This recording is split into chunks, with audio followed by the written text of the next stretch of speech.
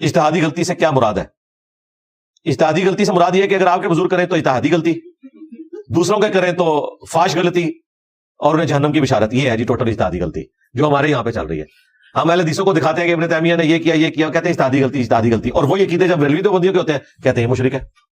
ہاں باقی اگر آپ اس اعتبار سے دیکھیں اجتہادی غلطی تو وہ بخاری مسلم حدیث ہے، اس پہ امام بخاری نے باب باندھا ہے کہ اگر حاکم وقت اجتہاد کرے اور اس کے اجتہاد میں کوئی غلطی پائی جاتی ہو تو اللہ تعالیٰ اسے 1 اجر دے گا، اور اگر درست اجتہاد کیا تو اسے 2 اجر ملیں گے.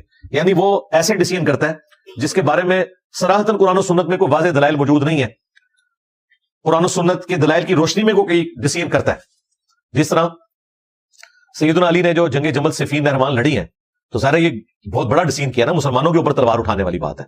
اسی لیے ابو داؤد میں آتا ہے نا، جب ساتھیوں نے پوچھا کہ نبی الاسلام نے آپ سے کہا تھا کہ آپ نے کرنا ہے، تو انہوں نے کہا نہیں یہ میرا اپنا اجتہاد ہے کہ میں نے اس کو بہتر سمجھا. یہ علیحدہ بات ہے کہ نبی الاسلام کی حدیثیں موجود تھیں، لیکن اس وقت تو ڈیسیژن حضرت علی نے خود کیا نا، معاملات کو دیکھ کے کہ مجھے اس وقت ریٹ آف دی گورنمنٹ کو اسٹیبلش کرنے کے لیے تلوار اٹھانی ہے.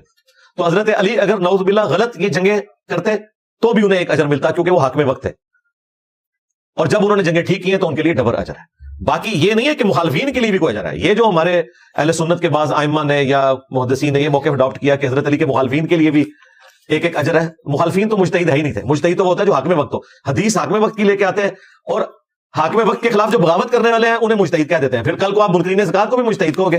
منکرین زکات بھی تو صحابہ ہی تھے نا، یہ کون تھے؟ زکات کافروں سے لی جاتی ہے مسلمانوں سے. تو حضرت ابوبکر اپنے زمانے میں جن مسلمانوں سے زکات لے رہے تھے وہ بریلوی دیوبندی اہل حدیث تھے یا صحابہ تھے؟ تو جب انہوں نے انکار کیا تو ان کے خلاف تلوار اٹھائی نا، تو ہم کیا کہیں گے کہ حضرت ابوبکر کو 2 اجر ملیں گے اور منکرین زکات کو 1 اجر ملے گا؟ نہیں، اجتہاد وہی ہے جو حضرت ابوبکر نے کیا ہے. مخالفین کے لیے کون سا اجر ہے؟ اس طریقے سے حضرت علی کے مخالفین کے لیے کوئی اجر نہیں ہے، اجر حضرت علی کے لیے.